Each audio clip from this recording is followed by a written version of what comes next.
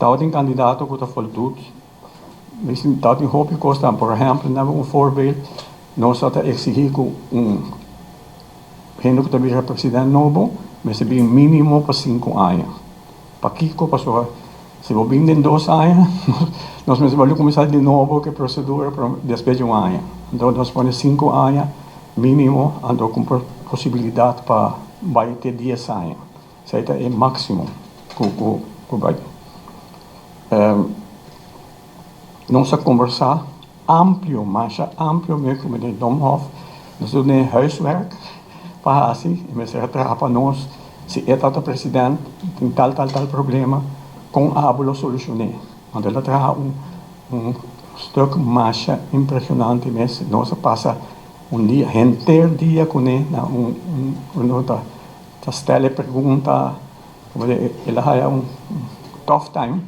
Passou nós Raad van Commissarissen, dat consistit de gente lang, nós temos dois registracontos com mais de 40 anos de experiência, nós temos 2 economos também com mais de 30 anos, onde lá também longe lang, que está outro tempo presidente do Banco Central de Antillas, e assim, a mim está voorzitter, e a mim tem 52 anos de experiência, de qual 36 como advogado. Que men nota board conosca de que com anta esse board não tá outra marcha forte mesmo com o meneer Domhoff, ele aí é hope tough time que pergunta não e contesta não que mestre Duna, ele defende isso mesmo bom e nós aí é candidato excelente.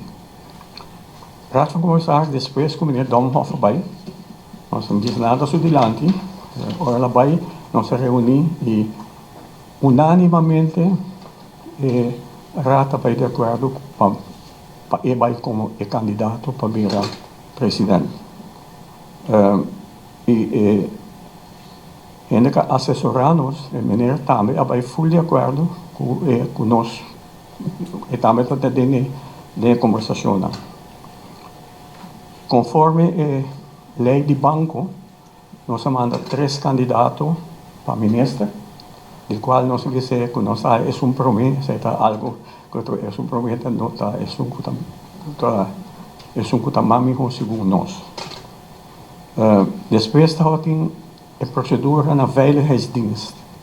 Veiligheidsdienst também tem uma procedura hoop rigorosa, na vai ter corso para entrevistar o meneer Domhoff, e nós de veiligheidsdienst dan ook een thema verklaring van heembezwaar. Dan bij de acordo com ja inot está bom como persona, bom como parte de comunidade e me recordo até mais ou menos mais de 20 perguntas comecei a contestar.